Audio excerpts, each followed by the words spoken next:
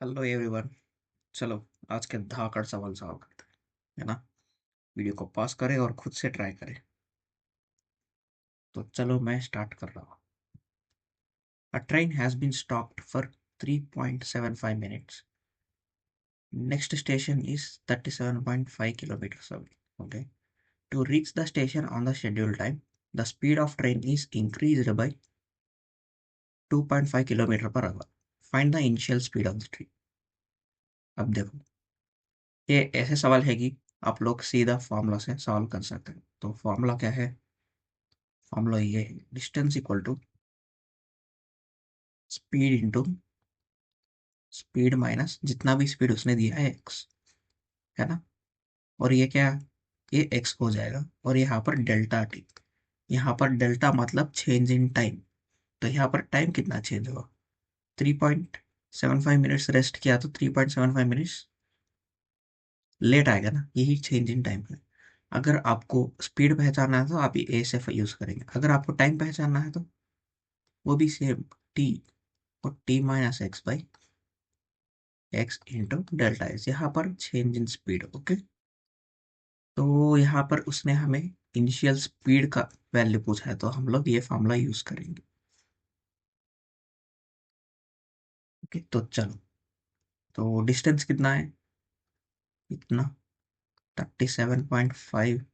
अब देखो ये सवाल दिखने में इजी है लेकिन कैलकुलेशन में आपको थोड़ा दिक्कत होती है, इसलिए मैंने लिया। ओके, तो स्पीड क्या होगी इसकी नहीं पता, वही तो हमें पहचानना है ना। स्पीड माइनस, और स्पीड कितनी घटी, कितनी बढ़ाया उसने? स्पीड प्लस, यहाँ पर प्लस या माइनस दो भी आ सकते हैं ना। इंक्रीज है बाई 2.5, और 2.5 इंटू चेंज इन टाइम कितना होगा? 3.57 मिनट्स, 3.75 मिनट्स। इसे हावर्स में कन्वर्ट करेंगे। ओके, वो सारे हावर्स में है ना इसलिए। तो अब देखो क्या कर सकते हैं। ये दो जीरो नीचे आ जाएंगे, यहाँ से यहाँ एक जीरो कट जाएगा, ये जीरो नीचे आएगा और ये दो कट जाएंगे, है ना। और ये क्या बन जाएगा, ऐसे कट जाएगा। और चलो, 25 6 150 है ना। तो 1500 equal to S into S plus 2.5, है ना। तो अब देखो, मैं आपको ऐसे इक्वेशंस को कैसे सॉल्व करना है सिखा दूंगा, है ना। बहुत सिंपल और फास्ट तरीका है। ओके, तो पहले हम लोग यहाँ पर सम या डिफरेंस लिख लेंगे। तो कितना है यहाँ पर? 2.5। और यहाँ पर प्रोडक्ट लिख लेंगे, यहाँ पर दोनों का प्रोडक्ट कितना है? 1500। ओके, तो अब देखो, मैं इसे 10 से मल्टीप्लाई करूंगा तो इधर 100 से मल्टीप्लाई करूंगा। ओके, तो ये कितना बन जाएगा? ये 25 बन जाएगा, यहाँ पर मैंने 100 मल्टीप्लाई किया। अब मैं इसे 5 से काटूंगा,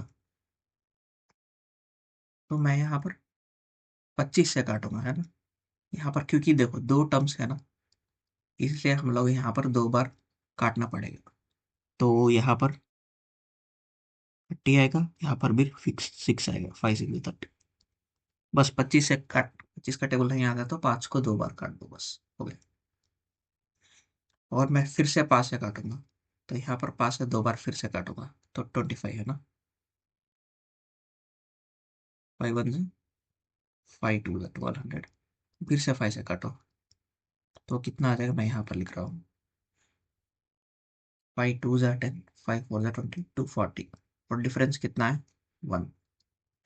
तो अब हमें यहाँ पर जो भी आएगा उसे, पहले हमने क्या किया, 10 से मल्टीप्लाई किया, तो 10 से डिवाइड करेंगे। और क्या, 5 से हमने दो बार डिवाइड किया तो दो बार मल्टीप्लाई करेंगे। बस यही है ये, है ना। तो अब देखो, 24 240, एक क्या, 240 को कैसे लिख सकते हैं हम लोग? फर्स्ट 60 इंटू 40, 15 4 हो सकता है, और ये 64। अच्छा चलो, तो ये 15 और 16 बन सकते हैं। डिफरेंस 1 है पहले, और मल्टीप्लीकेशन 240 है। बस ये पूरा टर्म को इसे मल्टीप्लाई कर दो, यही है इसका वैल्यू। और इसका वैल्यू क्या आएगा हमें, यहाँ पर प्लस है तो हम लोग छोटा वैल्यू लेंगे, है ना। 25 इंटू 15/10, 15 5 जा 75, 15 2 जा 30, 37, 37.4। ओके, बस अगर आप ये सीख गए ना, तो बहुत सारे लोगों को आप पीछे छोड़ देंगे। ओके, तो चलो नेक्स्ट क्वेश्चन।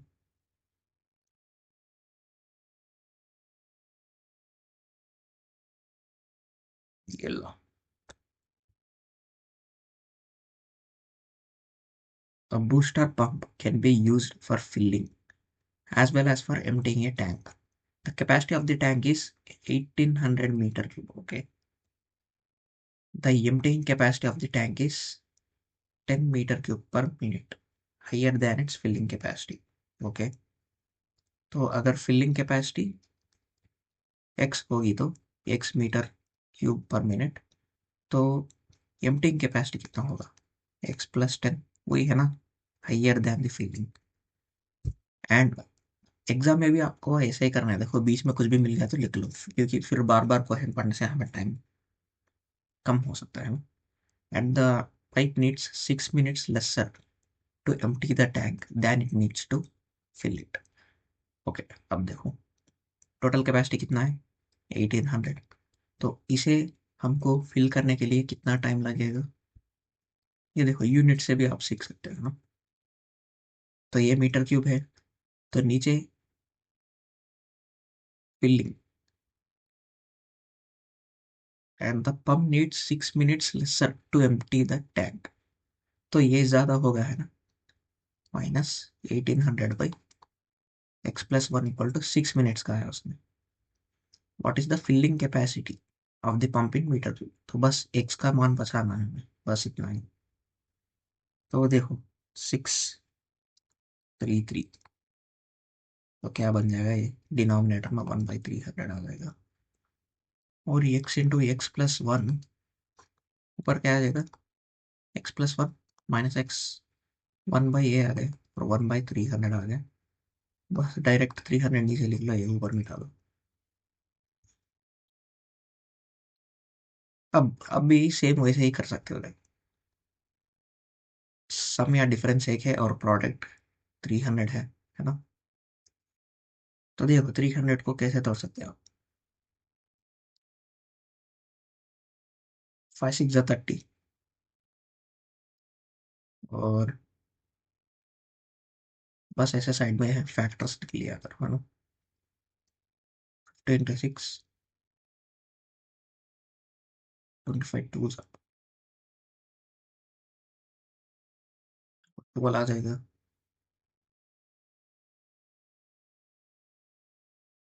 तो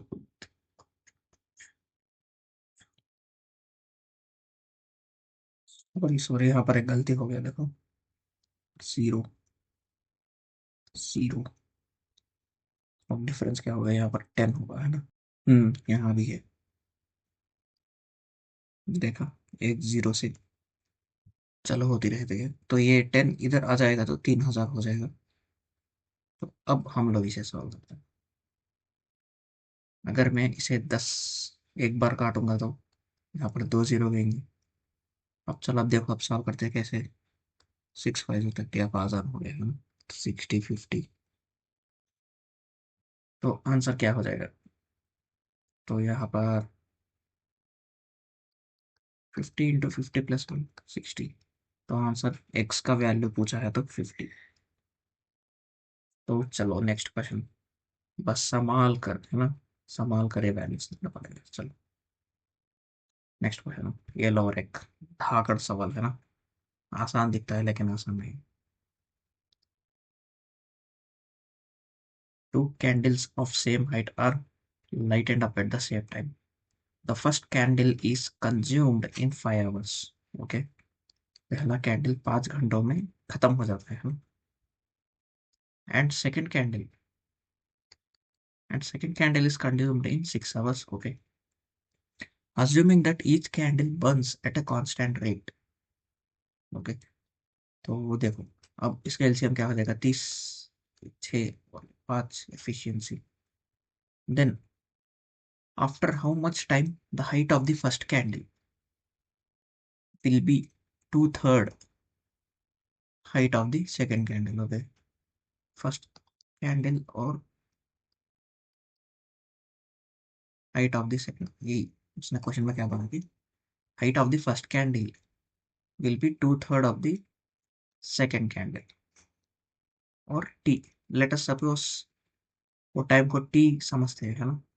तो पूरा कैंडल कितना है हमारा 30, और हर एक घंटे में कितना घटा रहा है, पहला 6 यूनिट। तो 6 यूनिट घटा रहा है, और कितने टाइम में, मैंने बोला ना टी को अज्यूम करो, ये लो एक, और वैसे ही यहाँ पर भी वैसे ही कर लो। 30 में से हर घंटे में 5 घटा रहा है, और टी टाइम में घटा रहा है। बस हो गया, अब सॉल्व कर दो।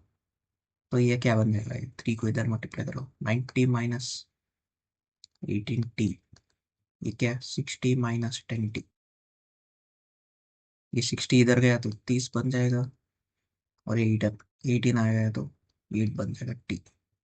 तो 30/8, और बस इसे सॉल्व कर दो। 3 जा 24, 6 बचा, 6/8 आवर्स, है ना।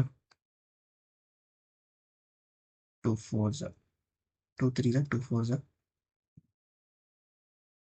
और इसे कैसे घंटा मिनट्स में कन्वर्ट, इंटू 60 कर दो, 15 3 जा 40, 345।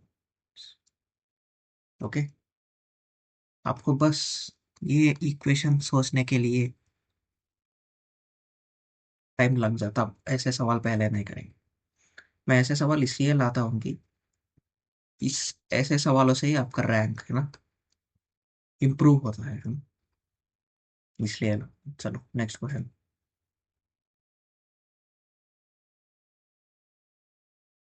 और ये भी बस इजी क्वेश्चन है, लेकिन समझने में थोड़ा टाइम लगता है। Amit travelled from A to B at an average speed of 83 1/3 kilometre per hour. हमें एवरेज स्पीड दिया है, तो हमें क्या पता है, total distance by total time, ना डिस्टेंस बाय टाइम स्पीड होता है, तो total distance by total time कितना दिया, 83 1/3, कितना बनेगा, 3 9, 249, मतलब +1 करोगे तो 250/3। Travel the first 80% of the distance in two-third of the time.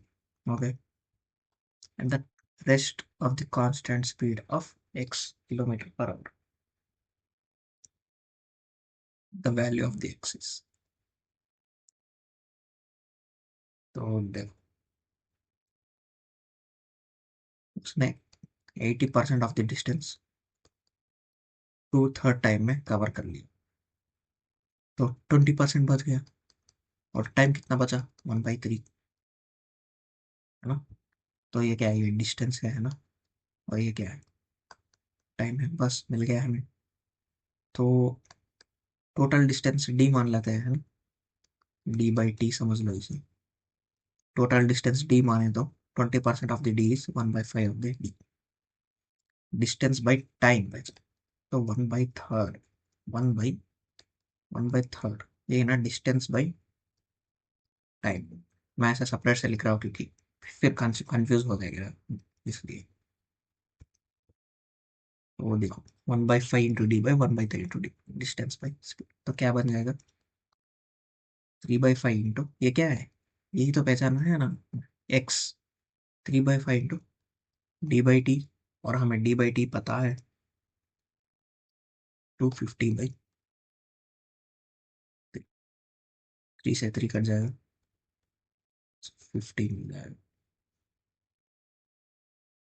है ना, आसान था, इतना मुश्किल नहीं था। लेकिन अगर आप ऐसे सवाल पहले बार कर रहे हैं तो आपको लगता है थोड़ा हेजिटेशन हो सकती है आप वैसे सवाल पर।